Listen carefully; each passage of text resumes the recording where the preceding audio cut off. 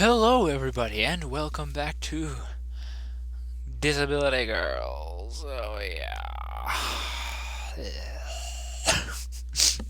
Anyways, um, so where we last left off is with Lily and Hanako, and we were leaving together out into the hallway to venture out into this wonderful world. Yes. Mm, it's a cute picture.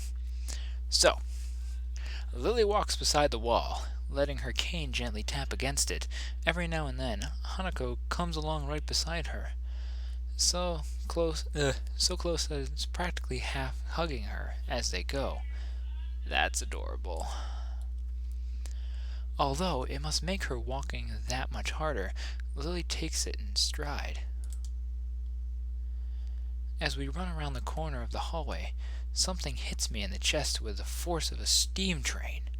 Hanako shrieks a little and my vision briefly goes black. Ouch. What hit me? Opening my eyes, I see a pair of saucer-like green eyes looking up at me. She's cute. Oh! Hello? They belong to the perpetrator, a short girl who bumped into me and has now fallen down onto the hallway floor. Okay. She wears a PE uniform and is very worried and a very worried frown. The former strikes me as a rather strange thing to have during a lunch break. More striking than that, though, is that she doesn't have legs. Yeah, that got me a little too. I was a little unprepared for that. Why are we staring at those? Oh my god, you weirdo. Or she does, and they are not flesh and bone. Her pale and very much flesh and bone thighs and in shins, and feet made of black metallic or plastic-like material. Yeah, stop staring, you creep. They look disturbingly artificial and unnatural. It almost makes me forget my chest is hurting. Yeah, stop staring, freaking weirdo. The girl I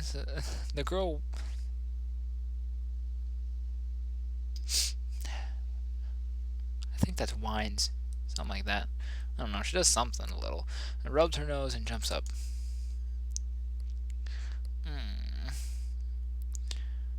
Twin Tails Girl. It's an interesting name. Okay. Twin Tails Girl. Let's see. What kind of voice should I give you? You seem athletic, of course, considering you're running and wearing a gym outfit. So, how about...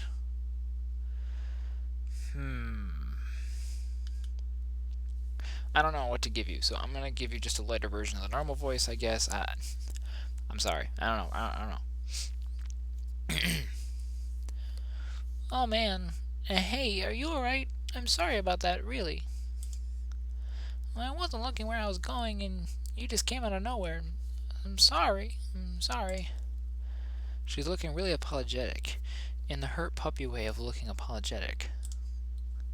I quickly forget about being angry or anything, since hurt puppies are always my weak spot. It's okay, don't worry about it.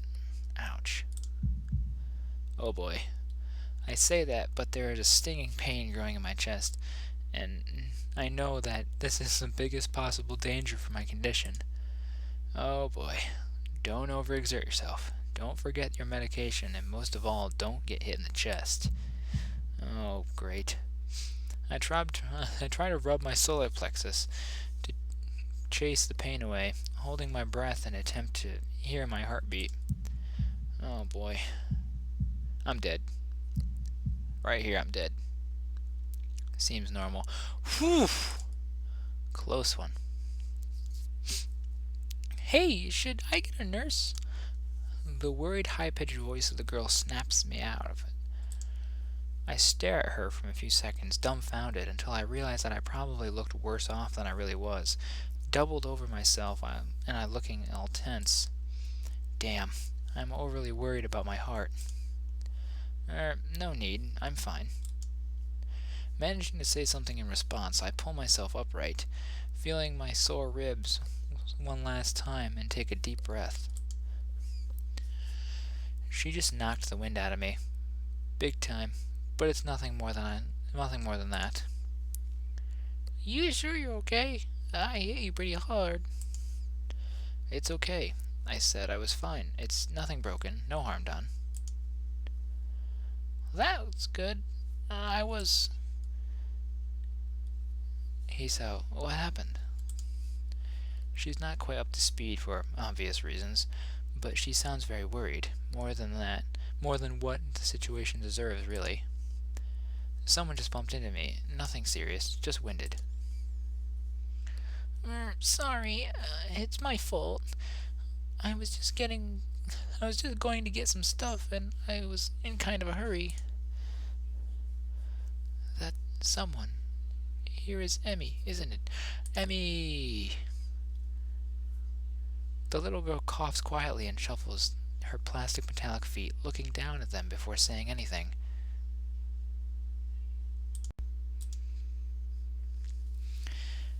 Hi, Lily.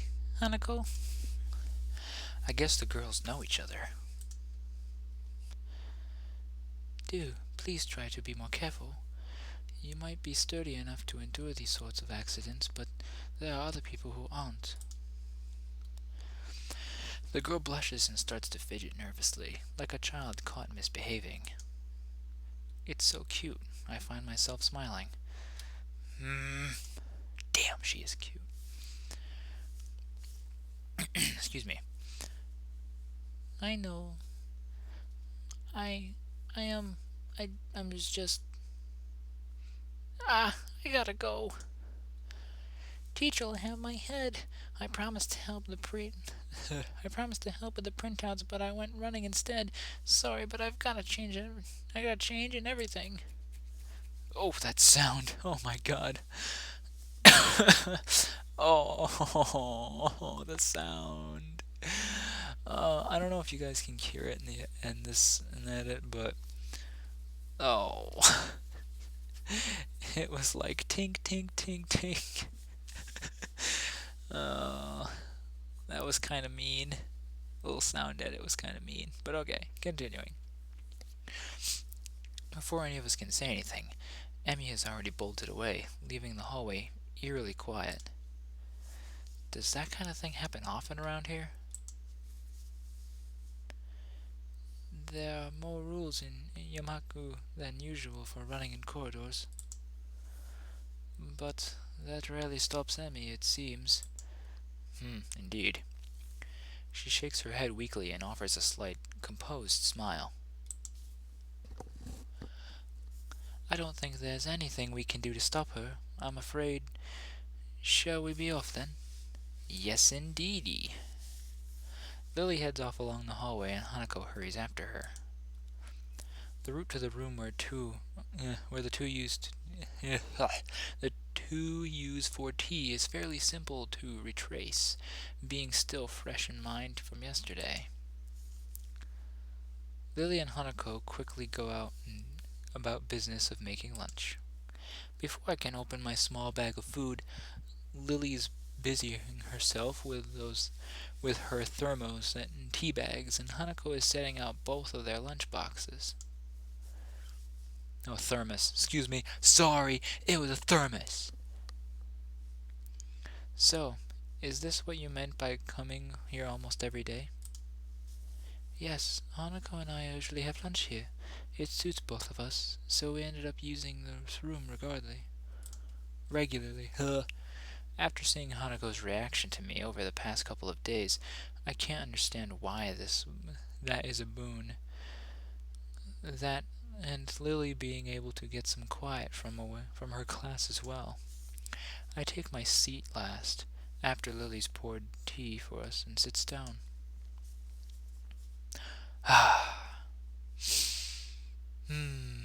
another beautiful scene, this time with another beautiful girl added to it. Ah, yay. The more time I spend with these two girls, the more I think they're a perfect foil to Misha and Shizune. Indeed they are. And I like it. I like it a lot. Even without a voice, Shizune is direct and brash. Misha seems to get along with everyone.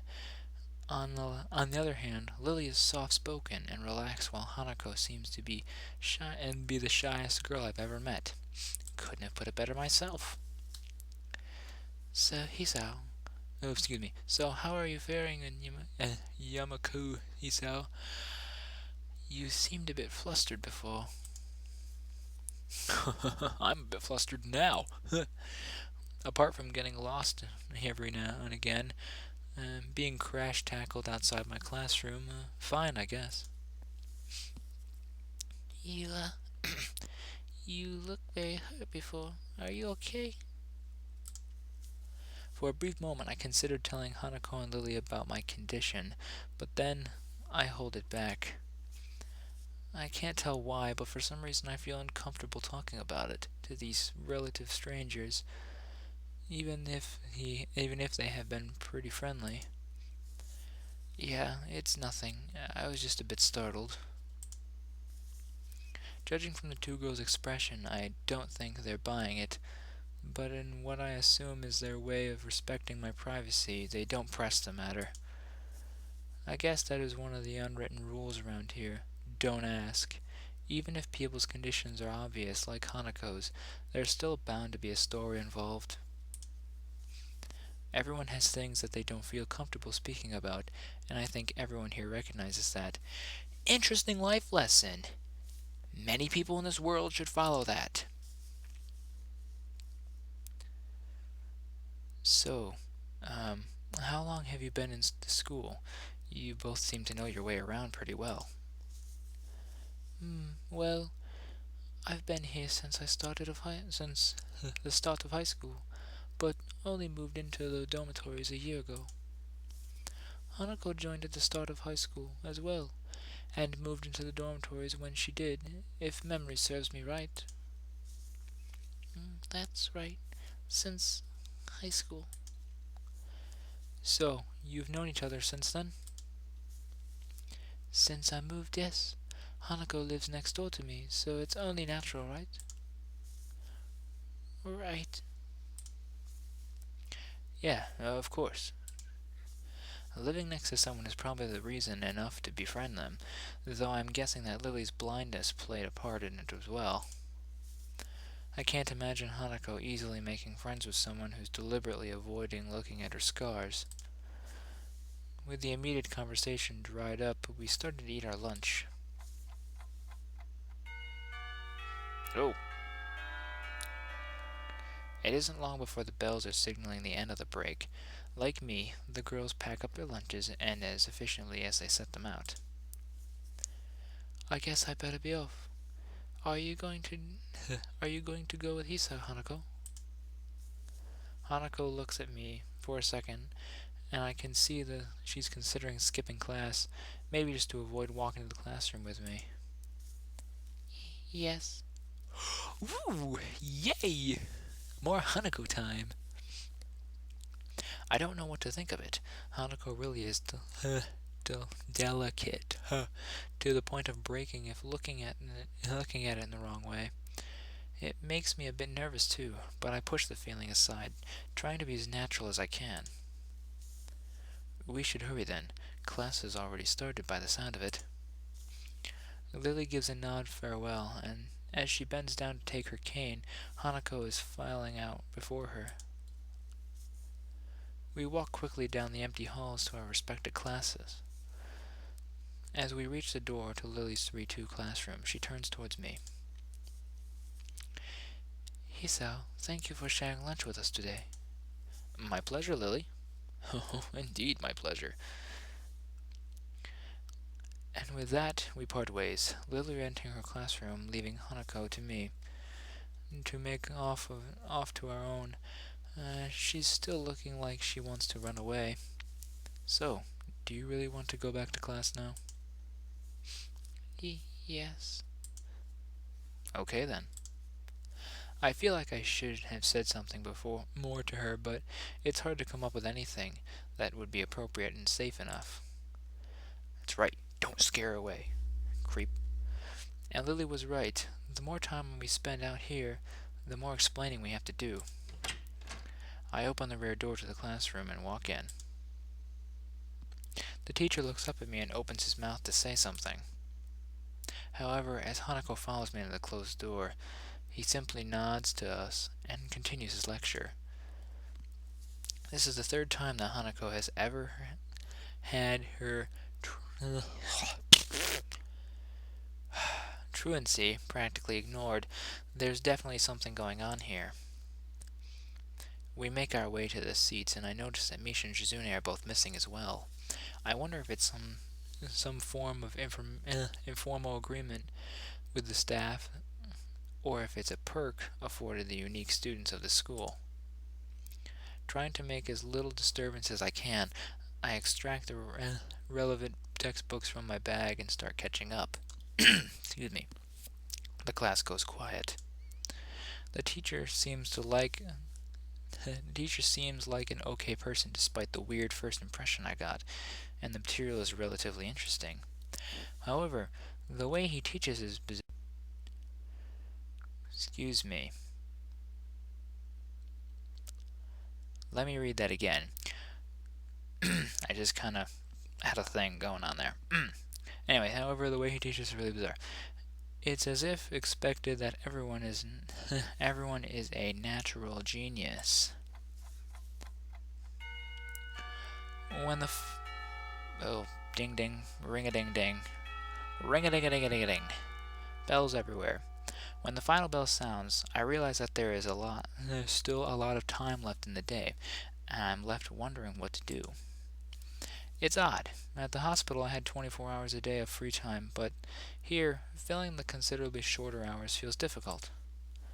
Everyone else leaves, and I'm left alone with the teacher. Mutao is examining the assessment sheets we were working on earlier, marking them with a red ball pen. Duh. Raising his eyes from his papers briefly, he notices me and froze his brow. Intriguing word. What is it, Naki? I jump at him, addressing me, but I guess it's a natural spark some conversation since there is nobody else around. Nothing. I think about what I have to do after school. The teacher slowly puts the cap on the pen and is holding and arranges his papers into a stack, clacking against the desk twice. He seems very methodical.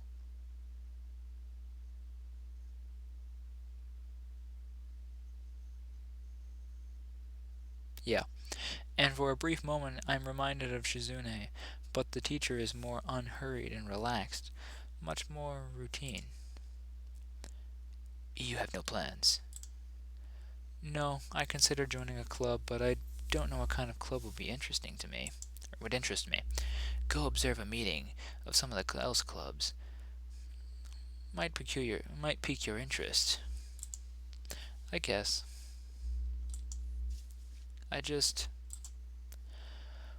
But I don't know how to continue from there. Muto looks at me in a way that makes me quickly want to take the words back and avoid the conversation. But I can't, so I have to forge ahead. I just don't know how to deal with people. I mean, the other students. I'm talking to people and everything, so it's not that I'd be isolated or anything. I just don't know what to think about it. The disabilities.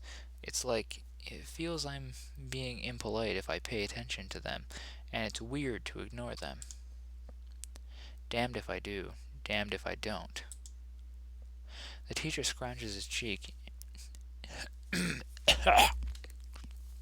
Damn. Absent-mindedly, looking very unresponsive. These things are only issues if you make them one. You can talk normally with someone if you're blind or something. Try to look at the superficial. Try to look behind the superficial. There's not a single student here who isn't just a normal kid behind whatever they might seem at first glance.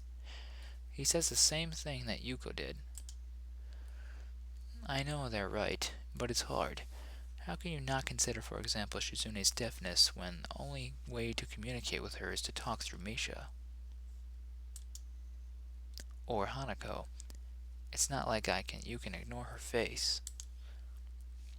But, ooh, what the hell? I'm interrupted by a door in the classroom suddenly slamming open. Oh, mother of God. Well, Satan's here. Teacher! Misha crashes in, hands straight in enthusiastic greeting, her voice loud and lively enough to wake the dead from their graves. Yep, like I said, Satan. She starts towards the teacher's desk with her bouncing steps, hands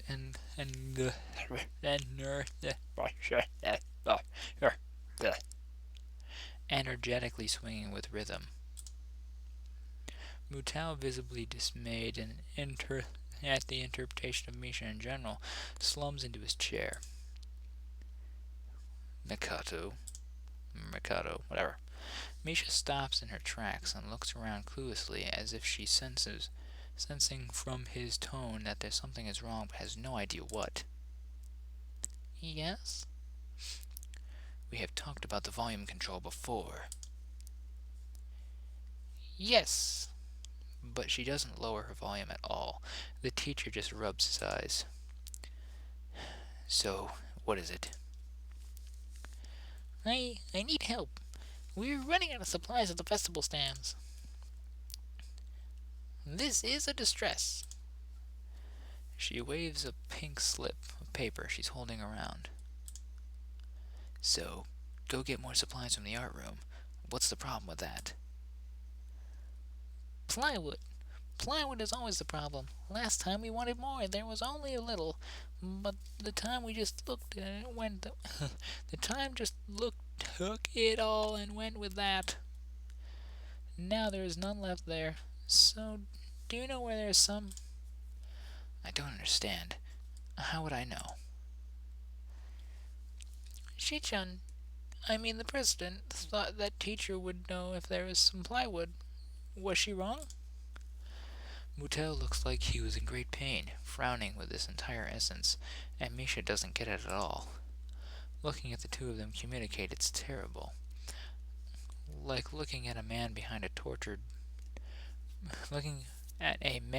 being tortured by a drill in his skull, open while blasting pop music at a full volume at the same time. I honestly could not have said that better myself. That is a perfect description of what Misha is. And I hate it. Continuing. I'm afraid I have no idea if there is any plywood in the school, let alone where it would be if there was any. Aw, what should I do? Perhaps try to find Mr. Naomi. Nomia. Mr. Nomia. I'm gonna go with that. I'm quite sure he would know where to find some. Everything you need. You have to pry them. You'd have to pry them from his cold, dead hands, but that's a different matter. I don't have time. We're so busy. She holds her head with both of her hands, looking as despairing as possible for a person like her. Without even noticing, she crumples the note she's holding against her hair.